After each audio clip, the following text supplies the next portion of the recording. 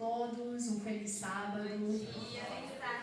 Graças a Deus estamos aqui mais um sábado do Senhor, na presença do nosso Deus, na casa de Deus. Amém. Gostaria de dizer que eu estou muito feliz de estar aqui hoje na companhia dos irmãos. Eu vim com meu marido Luciano, nós somos da Igreja Central de Búzios. Gostaria de agradecer pelo convite, que foi muito especial. Graças a Deus estamos aqui mais uma vez reunidos para adorar o nome do nosso Deus, louvar o nome do nosso Deus. Meu nome é Maria Luísa. Eu gostaria de dizer que as visitas se sintam à vontade na casa de Deus, que você possa se sentir confortável em nosso meio, que o Espírito Santo te visite neste momento, que Deus possa ser com cada coração aqui presente. Que louvor lindo, né? A mensagem que Deus tem para nós é: não temas. Nesse mundo, infelizmente, nós vamos passar por diversas aflições. Isso Jesus já havia falado. Mas a mensagem de esperança que o Senhor nos deixa é que a gente não tema. Porque um dia Ele voltará e esse dia é breve, em nome de Jesus. Amém, Senhor. Ao longo da história da humanidade, o Senhor Deus sempre levantou homens e mulheres que pudessem dar um testemunho vivo e verdadeiro da palavra dele. Homens e mulheres que pudessem servir de exemplo e serem usados como instrumento do Senhor para ajudar na salvação de outras pessoas, para direcionar espiritualmente, segundo a palavra de Deus, a vida de outras pessoas. E hoje eu gostaria de convidá-los a voltarmos um pouco no tempo, visitarmos uma história do passado, que fala sobre a história de um desses homens, um grande profeta, um grande homem que em tempos difíceis foi levantado por Deus para ajudar na salvação de uma nação inteira, para ajudar a redirecionar, a fazer uma mudança de rota dentro de um contexto extremamente difícil, extremamente complicado. O que nós podemos aprender hoje com a história desse homem? O que o Senhor tem para nos ensinar hoje com a trajetória de vida desse profeta? Então eu gostaria de convidá-los a, por favor, abrirmos as nossas Bíblias no livro de 1 Reis, no capítulo 16.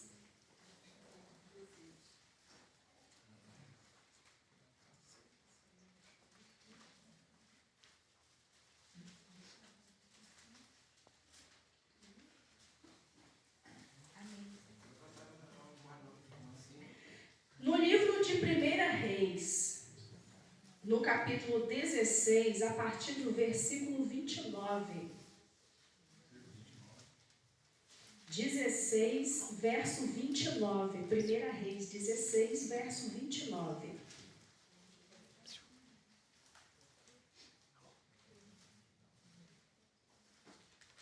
Amém? Antes de lermos, eu gostaria de convidá-los a curvarmos as nossas frontes para falar mais uma vez com o nosso Deus. Oremos.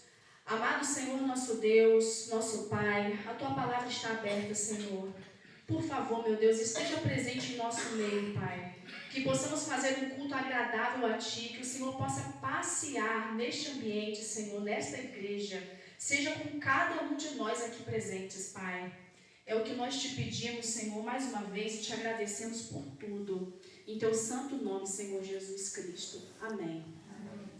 Aqui no livro de 1 Reis, no capítulo 16, a partir do verso 29, diz assim, Acabe, filho de Omri, começou a reinar sobre Israel no 38º ano do reinado de Asa, rei de Judá.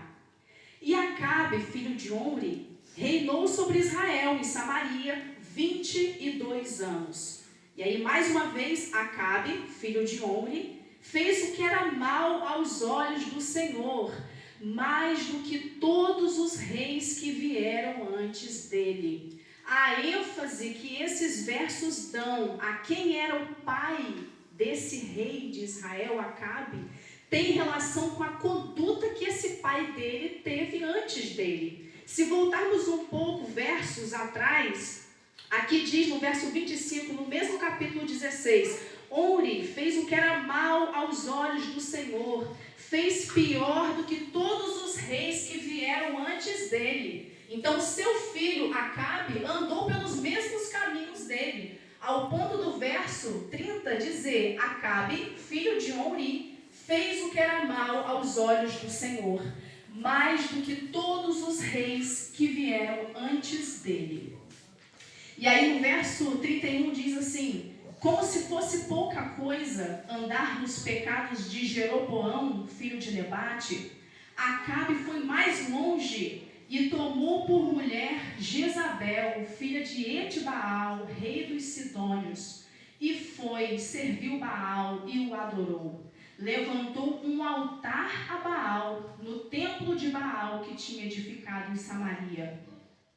Acabe fez também um poste da deusa Azerá, de maneira que cometeu mais abominações para irritar o Senhor, Deus de Israel, do que todos os reis de Israel que vieram antes dele. Então, essa passagem introduz a história do reinado de Acabe.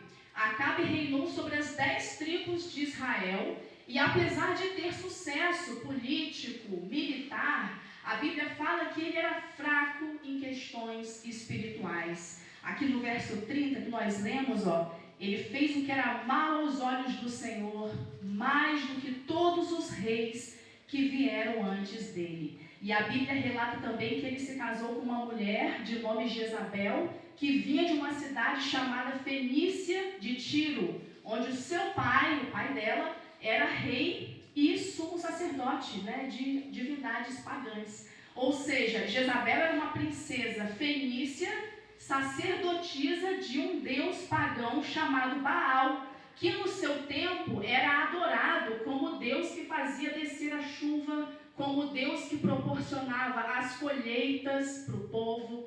Por vezes, inclusive, os seus adoradores sacrificavam os seus próprios filhos, às vezes, como sacrifícios queimados a Baal e a outras divindades, similares a ele.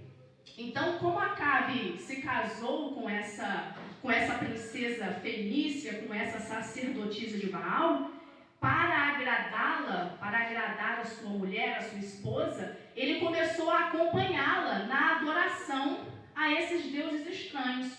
Começou a acompanhá-la na adoração a Baal e a outras divindades. Então, nesse caso, eles eram idólatras, ambos, e isso aborrecia o Deus de Israel. Aqui no verso 32 nós lemos: levantou um altar a Baal no templo de Baal que tinha edificado em Samaria. Acabe fez também um poste da deusa Azerá, de maneira que cometeu mais abominações para irritar o Senhor, Deus de Israel, do que todos os reis de Israel que vieram antes dele. Então, essa rainha, Jezabel, ela é retratada na Bíblia como tendo sido uma pessoa bastante perversa. Inclusive, em algumas passagens são relatados acontecimentos em que, às vezes, ela tomava até a frente de Acabe, Parecia que era ela que reinava no lugar dele.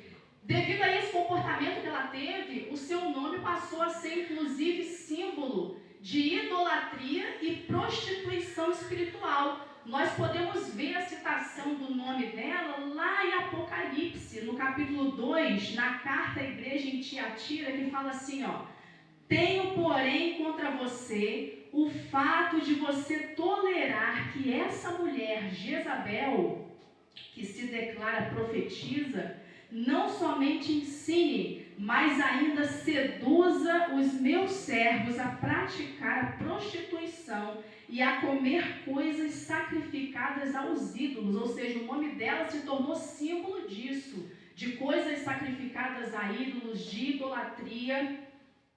E Baal, então, foi introduzido por esse casal, o rei de Israel, Acabe, e a sua mulher Jezabel, como uma contrafação, ou seja, um ajuste, porque Baal, nos idiomas semíticos, hebraico, árabe, aramaico, significa Senhor. Então, Acabe e Jezabel introduziram essa divindade no reino como sendo Senhor em Israel. Ou seja, Baal entrou no reino de Israel como uma imitação de Deus. Isso é uma contrafação, é um ajuste, uma imitação de Deus, um falso Deus, uma falsa divindade.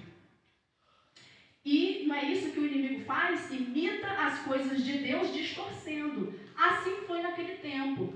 E em pouco período de tempo, o povo já estava, adorando aquela divindade. O povo rapidamente se voltou para essa idolatria. E foi nesse tempo de dificuldade, foi nesse tempo escuro, nesse tempo de trevas, que o Senhor Deus levantou um profeta, levantou um homem que era fiel a ele para agir em nome de Deus.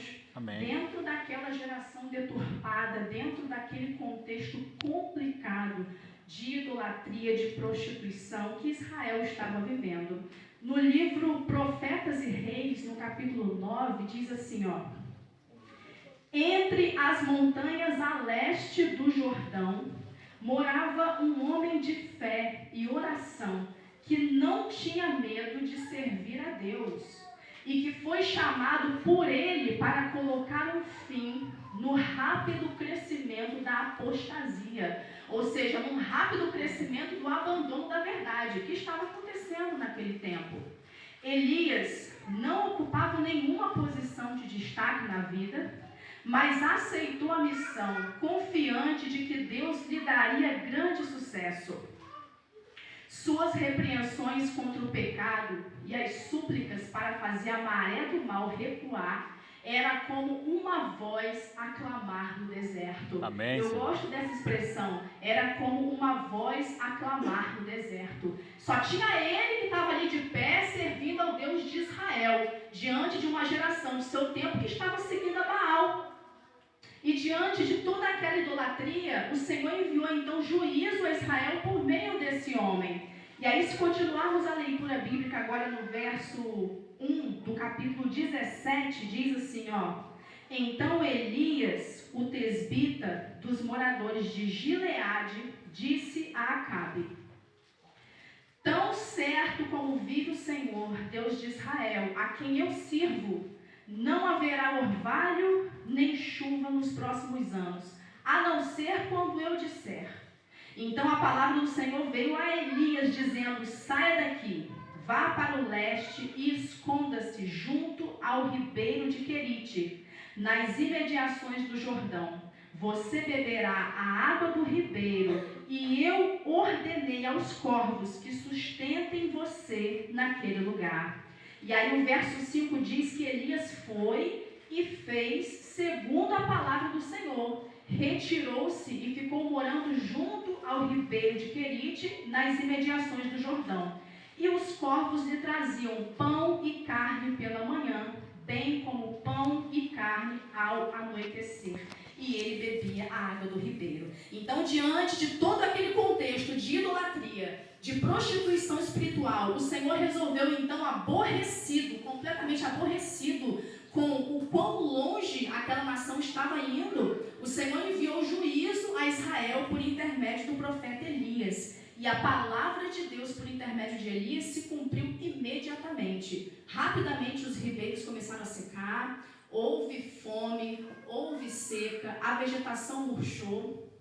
Rios que talvez nunca se tivesse ouvido falar, que secaram um dia, começaram a baixar os seus níveis. Lembra que Baal era adorado como aquele que mandava a chuva, que fazia a colheita crescer? Com esse ato, Deus estava mostrando para Israel quem mandava a chuva, quem dizia se ia chover ou não, quem dizia se a colheita ia crescer ou não.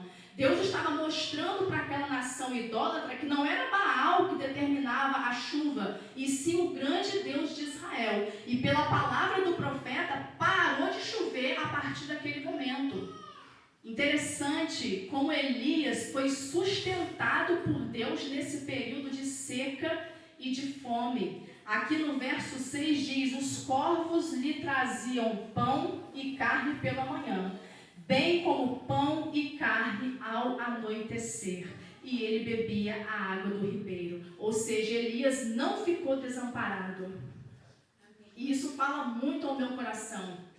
Sempre houve um remanescente nos tempos difíceis ao longo dessa história da humanidade, nesse mundo em que a gente vive. Sempre houve um remanescente, sempre houve representantes de Deus nessa terra. E eles nunca nunca ficaram desamparados. Então, talvez hoje eu esteja aqui falando, não sei, para uma pessoa que esteja vivendo um momento difícil da vida, para uma pessoa que de alguma forma se sinta esquecida, se sinta sozinha. O Senhor tem para te dizer hoje que você não está sozinho. Amém. Porque o Senhor te sustenta, o Senhor provê as chuvas de bênçãos na minha vida, na sua. O Senhor provê a colheita na minha vida e na sua. Assim como o Senhor não desamparou o profeta, Ele não desampara a mim e a você. Mesmo que, infelizmente, tenhamos que passar por certas aflições. E foi isso que aconteceu nesse tempo. E aí, nesse instante, parou de chover, né? Acabe interpretou aquela situação como uma praga que Elias jogou nele.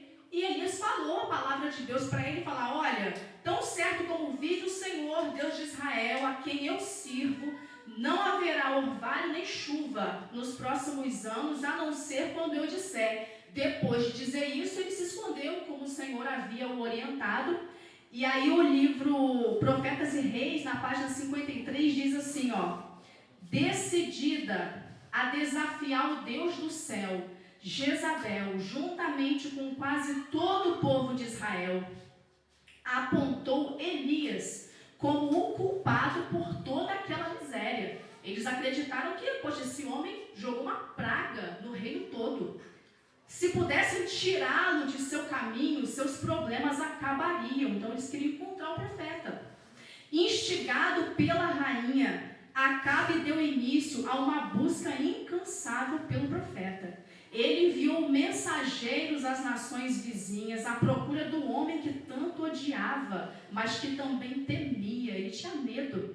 Desesperado, exigiu que os líderes desses reinos jurassem que nada sabiam do paradeiro do profeta. Contudo, a busca foi em vão. O profeta estava a salvo da maldade do rei. Vendo que todos os seus esforços contra Elias fracassaram, Jezabel decidiu matar todos os profetas de Jeová em Israel. Dominada pela raiva, ela massacrou muitos, mas não a todos. Então Elias passou a ser visto ali como o principal inimigo daquela nação. E estavam desesperados atrás dele, porque a palavra que ele disse, afinal, se cumpriu. Não tinha uma gota de água, todo mundo passando sede, passando fome, passando necessidade. E eles queriam encontrar esse homem para tirar satisfação com ele, para matá-lo, né? Eles ficaram com muita raiva. E aí a palavra de Deus diz que no terceiro ano da seca, foram 3 anos nessa condição, a palavra do Senhor veio a Elias novamente, dizendo, vá apresentar-se a Acabe, porque farei cair chuva sobre a terra. E agora eu convido você a ir lá para o capítulo 18 do mesmo livro, 1 Reis, capítulo 18, a partir do versículo 17. Diz assim, ó, capítulo 18, verso 17. Quando Acabe viu Elias, porque Deus mandou Elias se apresentar para Acabe de novo, quando Acabe viu Elias, disse, então é você o perturbador de Israel? Ou seja, você, né, que está causando tudo isso, você apareceu? Elias respondeu, eu não tenho perturbado Israel. Quem tem perturbado Israel é você e a casa do seu pai, porque vocês abandonaram os mandamentos do Senhor e seguiram os Baalins. Baalins aqui é o plural de Baal, né? Baal era a principal divindade, mas havia muitas outras similares a ele. Então Baalins é a pluralidade desses deuses pagãos. Aí o verso 19 diz, agora ordene que todo Israel venha se encontrar comigo no Monte Carmelo. Convoque também os 450 profetas de Baal e os 400 profetas da deusa Azerá, que são sustentados por Jezabel. Então Elias apareceu novamente a Acabe, segundo a palavra do Senhor, e falou, olha, eu quero que você reúna todos os seus sacerdotes, os seus profetas pagãos, e venham se encontrar comigo no Monte Carmelo. E assim foi feito. Ele se apresentou diante, né, daquela multidão que o odiava, todo mundo detestava ele. Aqueles mais de 1000 profetas pagãos e o povo de Israel. E aí no verso 20 do mesmo capítulo continua a história. Então Acabe enviou mensageiros a todos os filhos de Israel e ajuntou os profetas no Monte Carmelo. Depois Elias se aproximou de todo o povo e disse: até quando vocês ficarão pulando de um lado para outro? Se o Senhor é Deus, sigam-no. Se é Baal, sigam-no. Porém o povo não disse uma só palavra. Então Elias disse ao povo: eu sou o único que restou dos profetas do Senhor. E os profetas de Baal são 450 homens. Tragam agora 2 novilhos. Eles que escolham para si um dos novilhos e, cortando-o em pedaços, o ponham sobre a lenha. Porém, não ponham fogo. Eu prepararei outro novilho e porei sobre a lenha, mas não porei fogo. Então eles invocarão o nome de seu Deus, e eu invocarei o nome do Senhor. E há de ser que o Deus que responder com fogo, esse é que é Deus. E todo o povo respondeu: é uma boa proposta. Então nesse momento Elias desafiou todo aquele pessoal, aqueles sacerdotes, aqueles profetas pagãos, a verem com seus próprios olhos quem, afinal de contas, é o Deus verdadeiro. O Deus de Israel ou o Deus de Jezabel e Acabe, Baal. E aí o verso 25 continua: Elias disse aos profetas de Baal: escolham um dos novilhos e preparem-no primeiro, porque vocês são muitos. Depois invoquem o nome do Deus de vocês, mas não ponham fogo na lenha. Pegaram o novilho que lhes foi trazido, prepararam-no e invocaram o nome de Baal, desde a manhã até o meio-dia, dizendo: ó Baal, responde-nos. Porém não se ouviu nenhuma voz, e não houve quem respondesse. E ficaram pulando ao redor do altar que tinham feito. Ao meio-dia, Elias começou a zombar deles, dizendo: gritem mais alto, porque ele é Deus. Pode ser que esteja meditando, atendendo a necessidades, viajando. Talvez esteja dormindo e necessite que o acordem. Então, dentro desse contexto em que a vida dele estava por um fio, todo mundo está querendo matar ele, a confiança que esse homem tinha em Deus era tamanha, a segurança que Elias tinha no Deus de Israel era tamanha, que nem ao menos medo ele sentia naquela situação, ao ponto de ir mais além e desafiar: gritem mais alto, talvez o Deus de vocês não esteja escutando, talvez ele esteja dormindo. E aí o verso 28 diz que eles clamavam em altas vozes, se cortavam com facas, com lanças, segundo o seu costume, até ficarem cobertos de sangue. Passado o meio-dia, eles profetizaram até a hora do sacrifício da tarde. Porém não houve voz, nem resposta, nem atenção alguma. Então Elias disse a todo o povo: aproximem-se de mim. E todo o povo se aproximou dele. Elias restaurou o altar do Senhor, que estava em ruínas. Pegou 12 pedras, segundo o número das tribos dos filhos de Jacó, a quem tinha vindo a palavra do Senhor, dizendo: o seu nome será Israel. Com aquelas pedras edificou o altar em nome do Senhor. Ao redor dele fez uma vala capaz de conter 2 medidas de sementes. E então armou a lenha, cortou o novilho em pedaços e o pôs sobre a lenha. Então disse: encham 4 cântaros com água e derramem sobre o holocausto e sobre a lenha. E disse ainda: façam isso outra vez, e eles o fizeram. Disse mais: façam isso pela 3ª vez, e eles o fizeram pela 3ª vez. Ou seja, aquele sacrifício estava cheio de água, dificultando mais ainda a chance de pegar fogo. A água escorria do altar e enchia também a vala aberta. Quando chegou a hora do sacrifício da tarde, o profeta Elias se aproximou do altar e disse: ó Senhor, Deus de Abraão, de Isaque e de Israel, que hoje se fique sabendo que tu és Deus em Israel e que eu sou teu servo, e que segundo a tua palavra fiz todas estas coisas. Responde-me, Senhor, responde-me, para que esse povo saiba que tu, Senhor, és Deus e que fizeste o coração deles voltar para ti. E foi com essa humilde oração que o verso 38 diz: então caiu fogo do Senhor e consumiu o holocausto, a lenha, as pedras e a terra, e ainda lambeu a água que estava na vala. Aquela água que ele mandou jogar no sacrifício, né? Foi quando o povo viu isso, todos se prostraram com o rosto em terra e disseram: o Senhor é Deus. Amém. Só o Senhor é Deus. Então Elias disse: prendam os profetas de Baal, que nenhum deles escape. Eles os prenderam, e Elias os fez descer até o ribeiro de Quizon, e ali os matou. Olha que relato fortíssimo. Eu amo a história desse profeta. Diante de todo aquele contexto de idolatria, em que ele era completamente odiado por aquelas pessoas que estavam ali reunidas no Monte Carmelo, o Deus de Israel se manifestou e fez todo mundo ver quem era o verdadeiro Deus. Glória a Deus. Quem de fato mandava a chuva, quem de fato fazia a colheita crescer, quem provia o alimento, a água, quem era o Deus de Israel. E depois disso ele matou todos aqueles profetas. E claro, isso não ficaria assim, né? Depois de saber que Elias matou todos os profetas de Baal, a rainha Jezabel o ameaçou de morte. E aí no capítulo 19, no verso 1, diz assim, ó: Acabe contou a Jezabel tudo o que Elias havia feito e como havia matado todos os profetas à espada. Ele matou todos os profetas.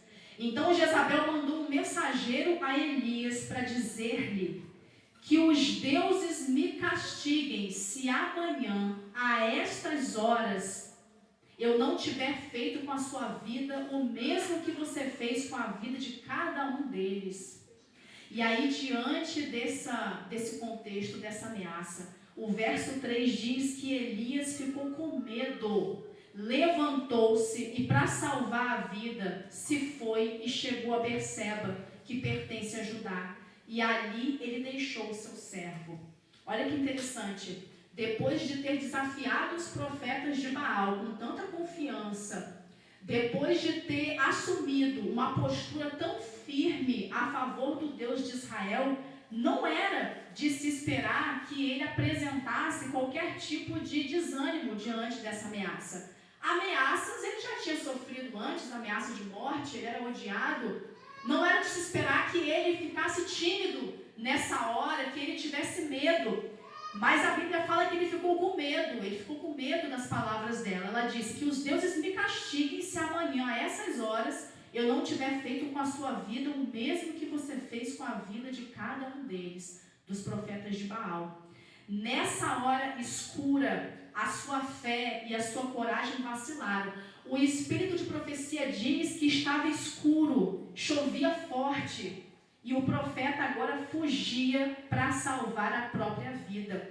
E aí no verso 4 diz: ele mesmo, porém, foi para o deserto. Elias se isolou no deserto, caminhando um dia inteiro. Por fim, sentou-se debaixo de um zimbro e sentiu vontade de morrer. Olha, e orou: basta, Senhor, tira a minha vida, porque eu não sou melhor do que os meus pais. Deitou-se e dormiu debaixo de um zimbro, e eis que um anjo tocou nele e lhe disse: levante-se e coma. Então ele estava naquele momento de fragilidade. Elias estava naquele momento de medo e de fragilidade ao ponto de ele desejar a morte. Ele pediu a Deus para tirar a vida dele. E aí no verso 6 diz que Elias olhou e viu perto da sua cabeça um pão assado sobre pedras em brasa e um jarro de água. Comeu, bebeu e tornou a dormir. Deus nunca desamparou Elias. No momento de confiança dele, no momento de medo, de fragilidade, ele nunca foi deixado, ele nunca foi desamparado. E aí o verso 7 diz que o anjo do Senhor voltou, tocou nele novamente e disse: levante-se e coma, porque a viagem será longa. Então Elias se levantou, comeu e bebeu, e com a força daquela comida, caminhou 40 dias e 40 noites até Horebe, o monte de Deus. E foi aqui, nessa ocasião, que o Senhor se manifestou para Elias novamente. Elias já tinha o Espírito de Deus, ele já conhecia a Deus, mas nesse momento ele precisava de ajuda. Afinal de contas, ele era um homem, ele era um ser humano, ele sentia, ele tinha sentimentos, ele tinha emoções. E nesse momento aqui, apesar da grande obra que ele havia feito anteriormente, ele estava numa condição de fragilidade. E Elias desabafou com Deus aqui e foi cuidado por ele. Interessante é que no livro Profetas e Reis, aqui no capítulo da página 71, diz assim, todos nós passamos por dias de profunda decepção e desânimo. Dias em que é difícil acreditar que Deus ainda é bom. Olha isso. Dias em que os problemas nos perturbam de tal forma que parece melhor morrer do que continuar vivo. Em dias assim é que muitos perdem a confiança em Deus e se tornam escravos da dúvida e da incredulidade. Se nesses momentos pudéssemos desvendar os propósitos de Deus, veríamos anjos procurando salvar-nos de nós mesmos, esforçando-se para afirmar nossos pés em uma base sólida. Foi o que aconteceu com ele. Tomado pelo medo, se isolou no deserto, passava a maior parte do tempo dormindo, mas quem tocou nele foi um anjo do Senhor, provendo alimento, provendo conforto. Isso me faz lembrar da história de Jó. Em um dia de grande angústia e trevas, Jó declarou: pereça o dia do meu nascimento. Se tão somente fosse atendido o meu pedido, é melhor morrer. Sinto desprezo pela minha vida. Então, ao longo das histórias bíblicas, nós vemos várias passagens onde diversos personagens firmes na fé em Cristo passam por momentos terríveis, onde eles questionam tudo, a sua fé, a necessidade da sua vida. Embora tivesse cansado da vida, Deus não permitiu que Jó morresse, apesar de ser naquele momento de sofrimento a vontade dele. E lhe enviou uma mensagem de esperança. Olha a mensagem de esperança que Jó recebeu e que serve hoje para mim e para você. Você esquecerá as suas desgraças, lembrando-se apenas como águas passadas. Amém, a Senhor. vida será mais refulgente que o meio-dia, e as trevas serão como amanhã em seu fulgor. E aí, das profundezas do desânimo, Jó se levantou para as alturas da confiança em Deus. E ele declarou: eu sei que o meu Redentor vive. Glória a e que no Deus. fim se levantará sobre a terra. E depois que o meu corpo estiver destruído e sem carne, verei a Deus. Amém, Ou Senhor. seja, ele apresenta uma esperança que vai além da morte, que vai além da finitude dessa vida. Ainda que tudo de ruim pudesse acontecer com ele, e estava acontecendo, tudo de ruim que podia acontecer, estava acontecendo com ele. Ele passou por aquele momento em que chegou a desejar a morte, mas depois, reavivado pela mensagem de esperança que Deus apresentou a ele, ele declarou: eu sei que o meu Redentor vive e que no fim se levantará sobre a terra. E depois que o meu corpo estiver destruído e sem carne, verei a Deus. Ou seja, ainda que eu morra, um dia eu verei a face do meu Criador, Amém, do meu Senhor. Redentor. Ainda que o meu corpo esteja sem carne, ainda assim eu verei a face dele, porque o meu Redentor está vivo. Eu posso morrer, mas o meu Redentor não morre. O meu Redentor tem vida e vida eterna. Vamos prestar atenção aqui um pouquinho no diálogo que Deus teve com Elias nesse momento em que ele estava vivendo. Aqui ainda no capítulo 19, no verso 9, diz que Elias entrou numa caverna onde passou a noite. E eis que a palavra do Senhor veio a ele e lhe disse: o que você está fazendo aqui, Elias? E aí ele respondeu: tenho sido muito zeloso pelo Senhor, Deus dos exércitos, porque os filhos de Israel deixaram a tua aliança, derrubaram os teus altares, mataram os teus profetas à espada, e só fiquei eu, e eles estão querendo me tirar a vida. É claro que Deus sabia o que estava acontecendo com ele, mas essa pergunta, o que você está fazendo aqui, Elias, revela uma oportunidade que Deus estava dando a ele de desabafar. E ele desabafou, falou: Senhor, eu tenho sido zeloso, eu tenho sido cuidadoso com a tua palavra, porque os filhos de Israel deixaram a tua aliança, derrubaram os teus altares, mataram os teus profetas e só eu sobrou. Ficou só eu sobrei. E eles estão querendo tirar minha vida e agora eles procuram me matar. Então foi-lhe dito: saia daí e fique diante do Senhor no monte. E eis que o Senhor estava passando, e um grande e forte vento fendia os montes e quebrava as rochas diante do Senhor. Mas o Senhor não estava no vento. Depois do vento houve um terremoto, mas o Senhor não estava no terremoto. Depois do terremoto houve um fogo, mas o Senhor não estava no fogo. E depois do fogo veio o som de um suave sussurro. Quando Elias ouviu isso, cobriu o rosto com o manto e saindo, pôs-se à entrada da caverna. Eis que veio uma voz e lhe disse: o que você está fazendo aqui, Elias? A voz perguntou de novo para ele. E mais uma vez ele respondeu: Senhor, eu tenho sido muito zeloso pelo Senhor, Deus dos exércitos, porque os filhos de Israel deixaram a tua aliança, derrubaram os teus altares, mataram os teus profetas à espada. Só fiquei eu e eles estão querendo tirar minha vida. Então o Senhor disse a Elias: vá, volte ao seu caminho para o deserto de Damasco, porque a missão dele ainda não tinha terminado. Chegando lá, unja Azael como rei da Síria, unja também Jeú, filho de Ninzi, como rei de Israel, e Eliseu, filho de Safate, de Abel-Meloá, como profeta em seu lugar. Quem escapar a espada de Azael, Jeú o matará. Quem escapar a espada de Jeú, Eliseu o matará. Também conservei em Israel 7.000, todos os joelhos que não se dobraram a Baal, e toda a boca que não o beijou. Então essa representação divina, como um suave sussurro, trouxe para o coração de Elias a paz que ele precisava naquele momento.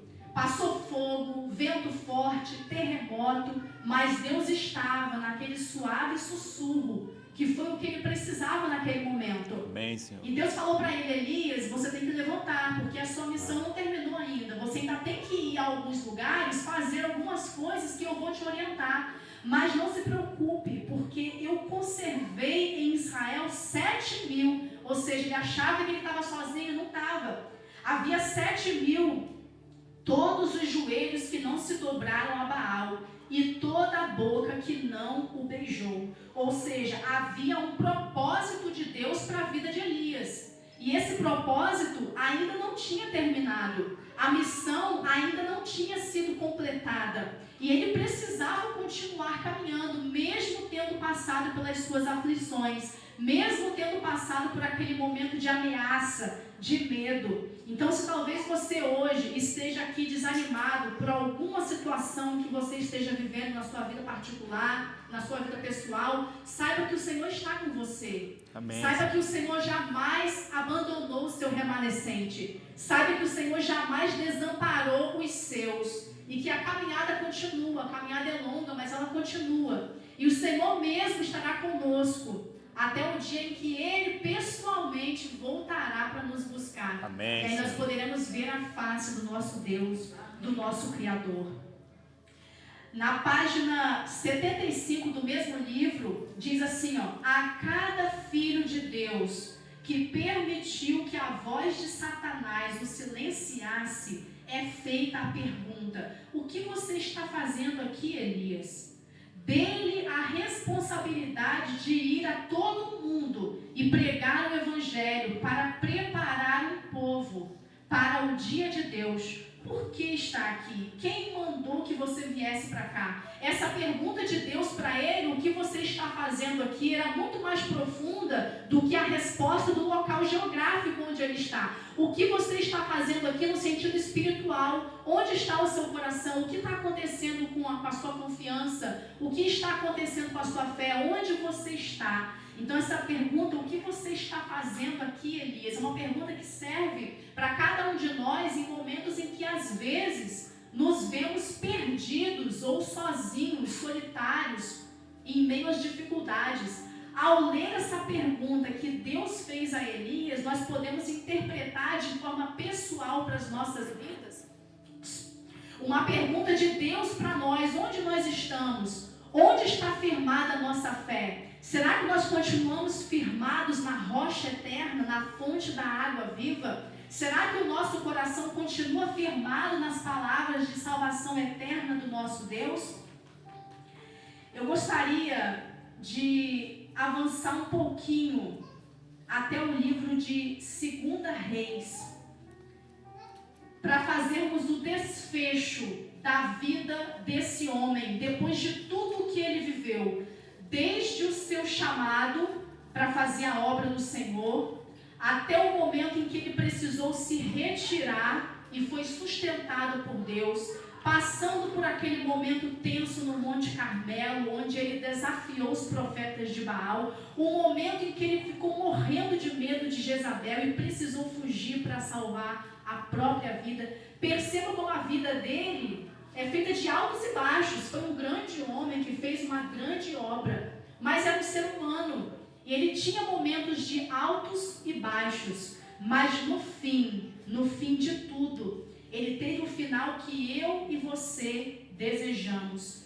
Aí no livro de 2 Reis, no capítulo 2, no verso 11, diz que quando Elias e Eliseu iam caminhando e falando, conversando, eis que um carro de fogo com cavalos de fogo os separou um do outro. E Elias subiu ao céu num redemoinho.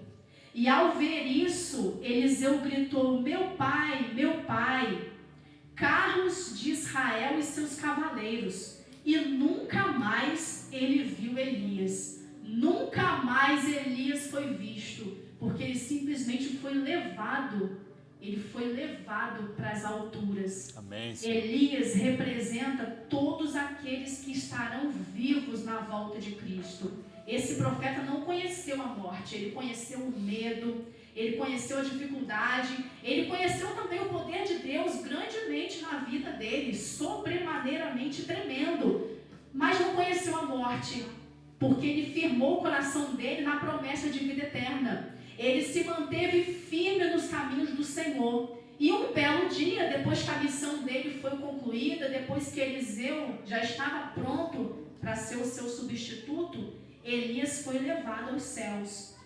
Aqui fala que eles iam caminhando, 2 iam caminhando, de repente era um só, porque um foi levado. E ele nunca mais foi visto novamente. Não havia um corpo, ele não morreu, ele simplesmente foi levado por Deus.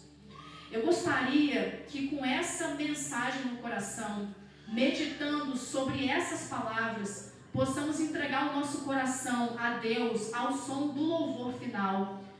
Que no seu íntimo, no íntimo do seu coração você possa abrir os seus pensamentos e seus sentimentos ao Senhor e entregar a sua vida a Ele verdadeiramente nessa manhã. Amém. Fale para Deus tudo aquilo que você precisa, tudo aquilo que te aflige, suas dificuldades. Abra o seu coração para o Senhor.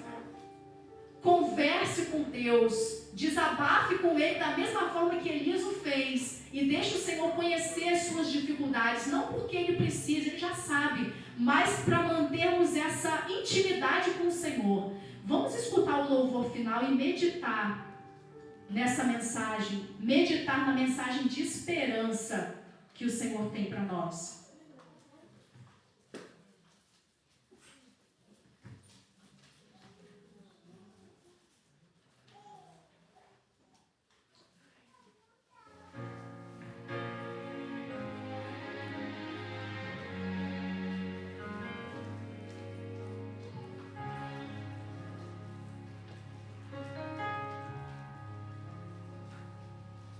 Há muito tempo tenho ouvido